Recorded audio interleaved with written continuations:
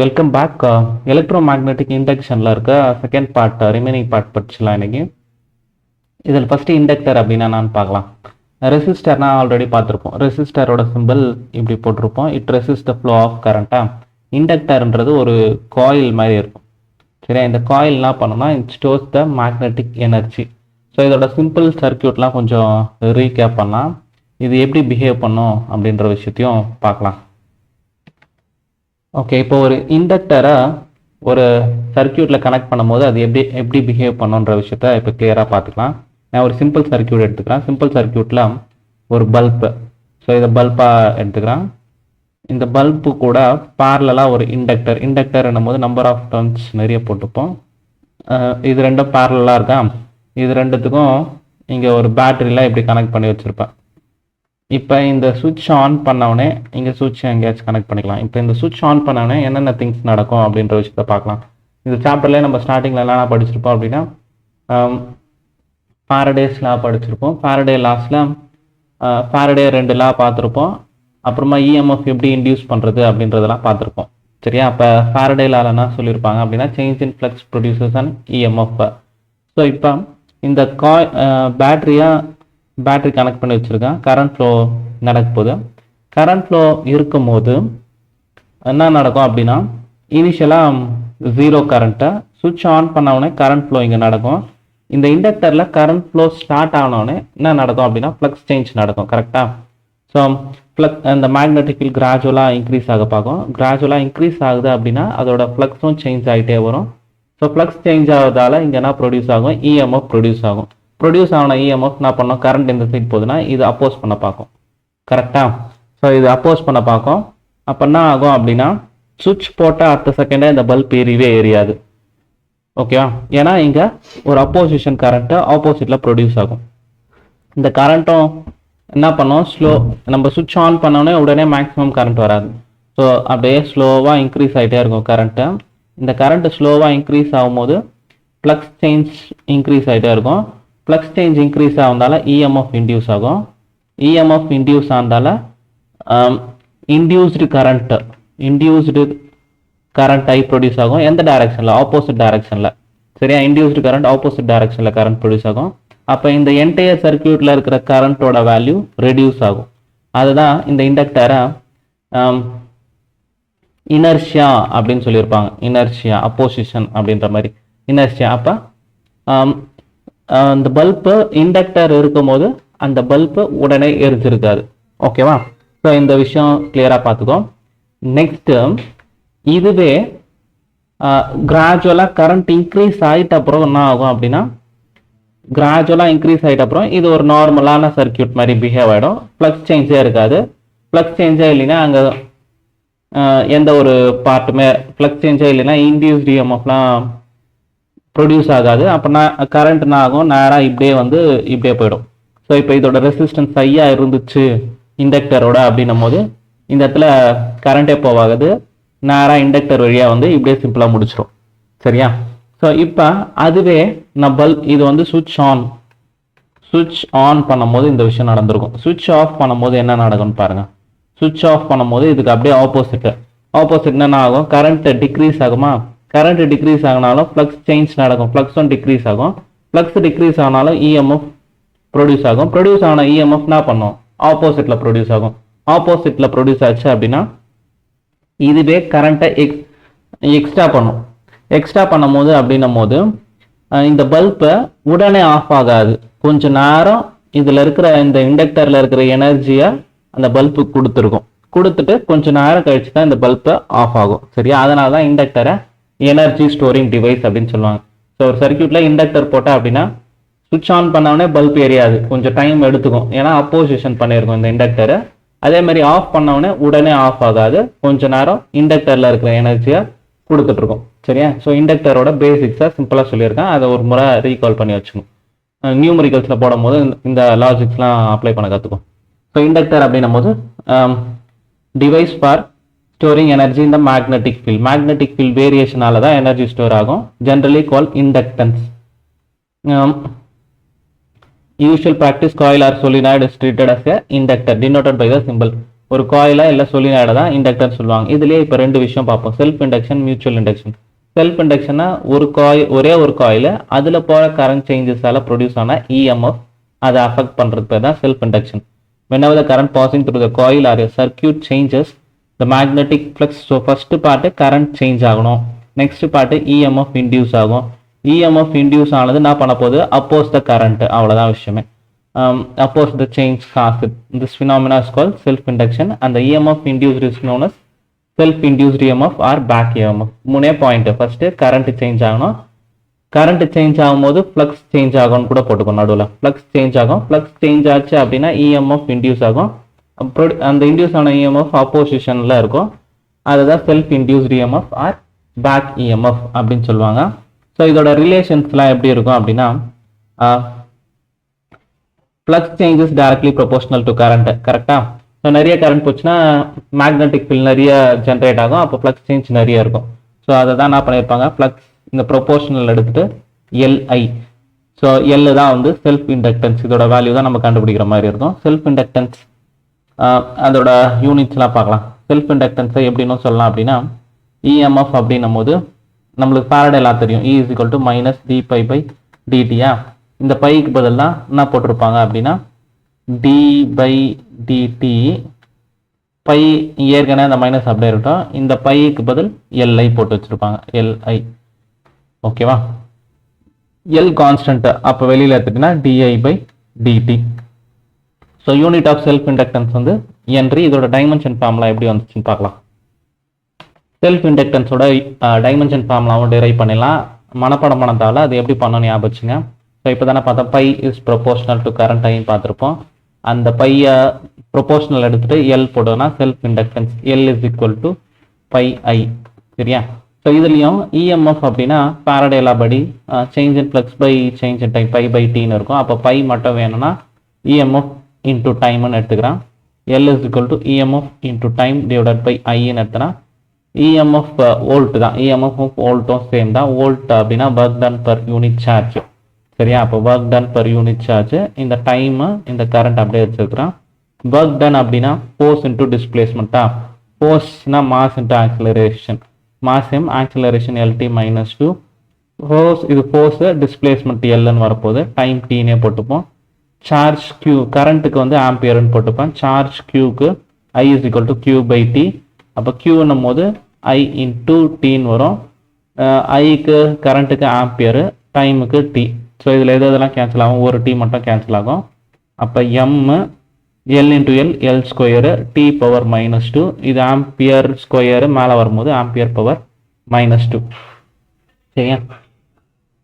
So next self இந்த dimension அதுதான் நம்ம பார்த்துருக்கோம். நெக்ஸ்ட் இதோட எல்லோட வேல்யூ டிரைவ் பண்ணும். சரியா, இந்த எல்லோட வேல்யூ டிரைவ் பண்ணுறது எப்படின்னு பார்த்துக்கலாம். நெக்ஸ்ட்டு என்ன பார்க்கலாம் அப்படின்னா, செல்ஃப் இண்டக்டன்ஸ் அதோட வேல்யூ பார்க்கலாம். செல்ஃப் இண்டக்டன்ஸ்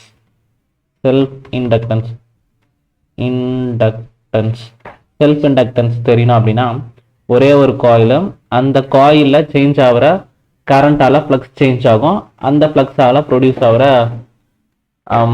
இஎம்எஃப் அதை பற்றி படிக்கிறது தான். சரியா, இப்போ என்ன பண்ணலாம் அப்படின்னா, phi flux changes directly proportional to the current. Phi இந்த ப்ரொபோஷனல் எடுத்துட்டோம்னா என்ன பண்ணுவோம், எல்ஐ அப்படின்னு போடுவோம். இந்த எல்லோட வேல்யூ தான் நம்ம ஃபைண்ட் அவுட் பண்ண போகிறோம். அதுக்கு நெக்ஸ்ட் என்ன பண்ண போகிறோம், பை ஃப்ளக்ஸ் சேஞ்ச் அப்படின்னும் போது B.A. Magnetic field due to solenoid, இது ஆல்ரெடி பார்த்துருப்போம், இன்னொரு முறையாக நான் எப்படின்னு சொல்கிறேன். ஸோ இந்த வேல்யூ என்ன வரும்னா B = μ0NI அப்படின்னு வரும். இது எப்படி வந்துச்சுன்னு பார்க்கலாம். μ0NIன்னும் போது ஒரு ஆம்பியர் சர்க்கியூட் லாவை அப்ளை பண்ணியிருப்பாங்க. இதுதான் ஒரு காயில் அப்படின்னும் போது, நான் ஒரு க்ளோஸ்டு லூப், ரெக்டாங்குலர் லூப் எடுத்தேன் அப்படின்னும் போது 4 சர்ஃபேஸ் PQRS போட்டேன் அப்படின்னா, இந்த இடத்துல இது வந்து என்ன டிகிரி ஆகும் அப்படின்னா 90 டிகிரி, இது 90 டிகிரி ஆகும். இது ரெண்டும், இது அவுட் சைடு மேக்னெட்டிக் ஃபீல்டு இல்லைன்னு சொல்லிடுவாங்க. இந்த PQவில் மட்டும்தான் வரும்.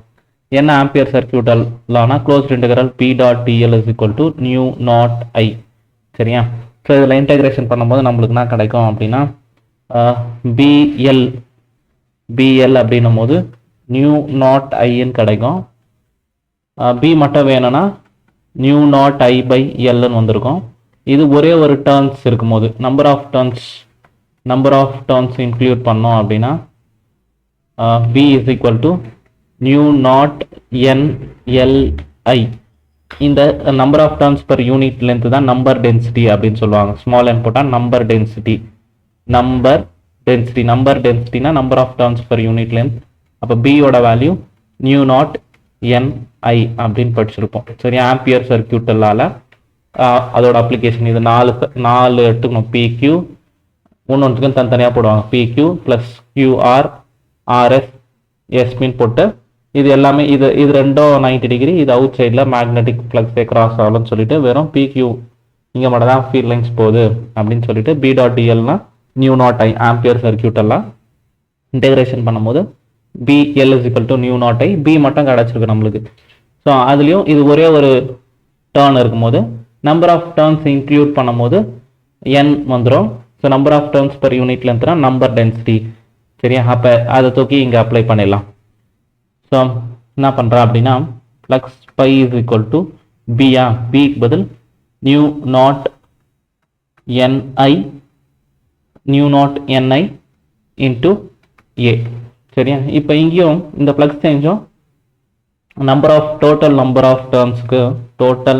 ஆஃப் டர்ன்ஸ் இன்க்ளூட் பண்ணும்போது என்ன ஆகும் அப்படின்னா phi is equal to N mu naught N I A. இங்கே நம்பர் டென்சிட்டி ஸ்மால் எல்னா number of turns per unit length. அப்போ என்ன வந்து நம்பர் டென்சிட்டி இன்ட்டு எல்னு எடுத்துக்கலாம்.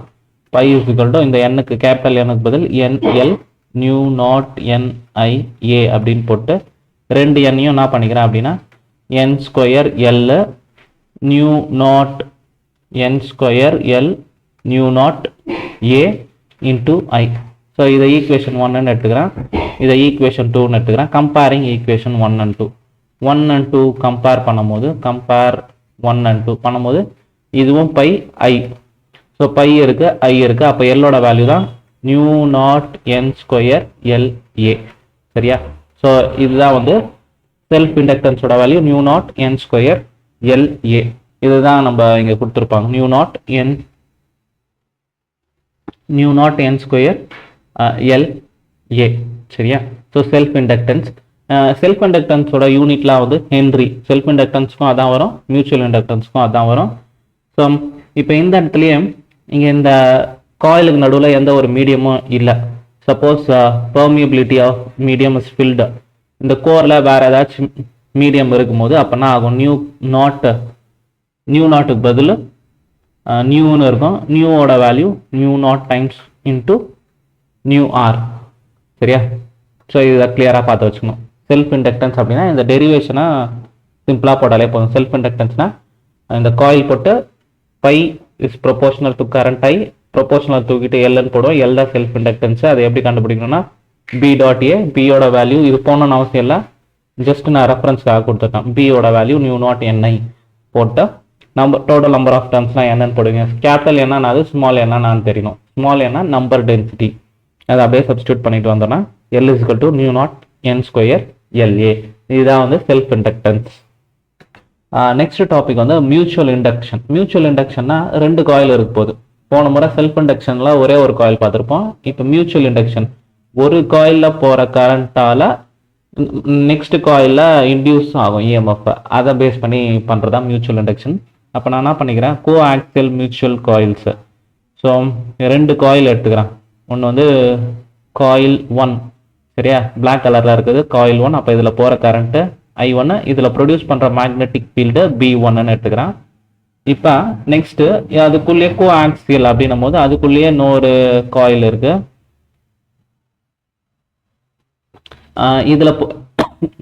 இதுலேயும் சேம் டைரக்ஷனில் கரண்ட் போகுதுன்னு எடுத்துக்கிறேன். இதில் போகிற கரண்ட் 2, இதில் ப்ரொடியூஸ் ஆகிற magnetic field 2.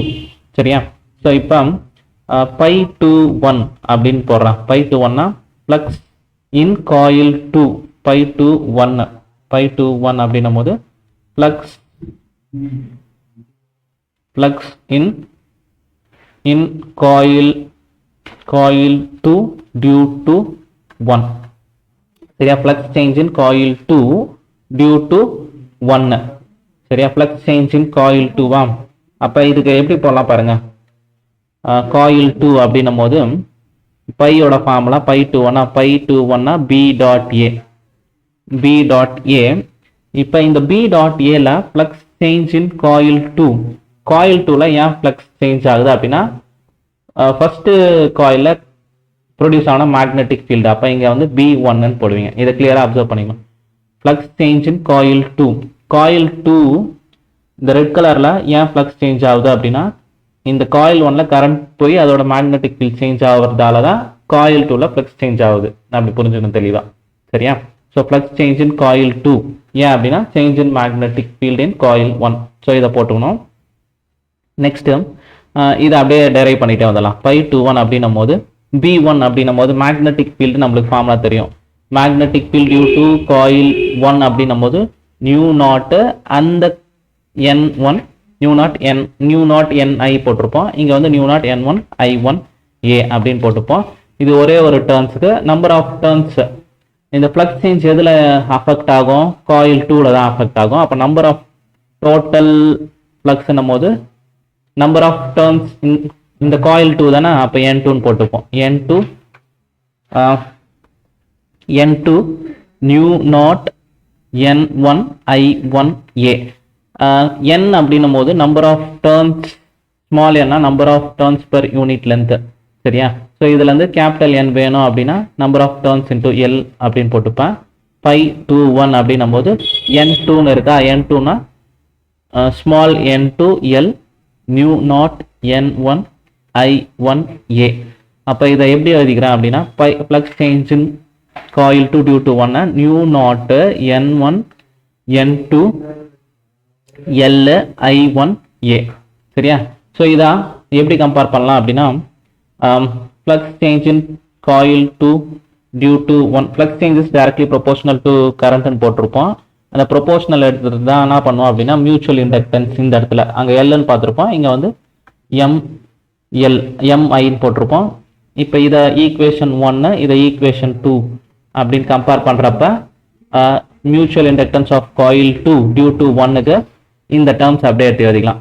New naught N1 N2 L A. சரியா? ஸோ அங்கே செல்ஃப் இண்டக்டன்ஸ்ல என்ன பார்த்துருப்போம்னா நியூ நாட் N ஸ்கொயர் LAன்னு வந்திருக்கும். அந்த N ஸ்கொயரு இங்கே N1 N2 வந்திருக்கு. இது வந்து flux change mutual inductance of coil 2 due to 1. Next இதே மாதிரி M12 mutual inductance of coil 1 due to coil 2. அப்போ அது ஃப்ளக்ஸ் சேஞ்ச் 1 2 கண்டுபிடிக்கணும். சரியா? So flux change in coil 1 due to coil 2. Coil 1ல எப்படி ஃப்ளக்ஸ் சேஞ்ச் ஆகும்னா ஆப்போசிட் மேக்னெட்டிக் ஃபீல்ட் B2A அப்படின்னு வரப்போகுது. இதை போட்டினாலே இதுக்கு அப்படியே ஆப்போசிட்ல போட்டுக்கலாம். அப்போ B2Aவா பை 12 போது B2 மேக்னெட்டிக் ப்ரொடியூஸ்ட் இந்த காயில் 2 அப்படின்னும் போது நியூ நாட் N2 I2 ஏன்னு வரப்போகுது. இதெல்லாம் டோட்டல் ஃப்ளக்ஸுக்காக என்ன பண்ணுவேன் அப்படின்னா டோட்டல் ஃப்ளக்ஸ் எதில் சேஞ்ச் ஆக போகுது? காயில் 1ல. அப்போ N1ன்னு போட்டுப்போம். N1 new not N2 I2 ஏன்னு வரப்போகுது. இப்போ N1 இதே மாதிரி இந்த சப்ஸ்டியூஷன் கொடுத்துக்கலாம். N1 என்ன பண்ண போகிறேன்? N1 L mu not N2 I2 A அப்படின்னு வரப்போகுது. அப்போ இந்த இடத்துல என்ன பண்ணலாம் அப்படின்னா phi 12 is equal to mu naught N1 N2 L A I2 அப்படின்னு போட்டுக்கிறேன். சரிங்களா?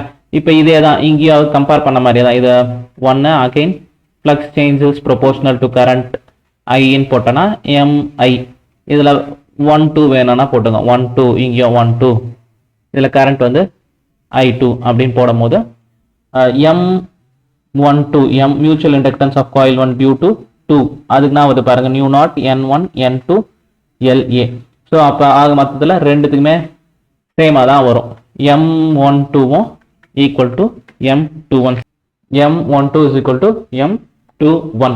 ஸோ அந்த force between the two parallel wire பார்த்துருப்போம்ல, அங்கேயும் இதே மாதிரி லாஜிக் தான் அப்ளை பண்ணியிருப்போம். இதில் போகிற கரண்ட் ஒரு மேக்னெட்டிக் ஃபீல்ட் ப்ரொடியூஸ் ஆகும். அந்த மேக்னெட்டிக் ஃபீல்ட் இந்த ஒயர் இன்ஃப்ளூயன்ஸ் பண்ணும். இங்கேயும் அதே மாதிரி தான் பார்த்துருப்போம்.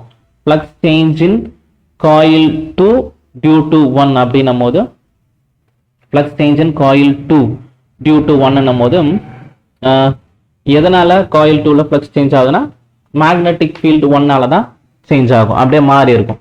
இதுல ஃப்ளக்ஸ் சேஞ்ச் ஆகணும்னா அந்த மேக்னெட்டிக் ஃபீல்ட் சேஞ்ச் ஆகணும். காயில் 1ல ஃப்ளக்ஸ் சேஞ்ச் ஆகுதுன்னா காயில் 2ல மேக்னெட்டிக் ஃபீல்ட் சேஞ்ச் ஆகும். இந்த ஒரு விஷயம் தெரிஞ்சுட்டா அப்படின்னா சேமா போட்டு வந்துடலாம்.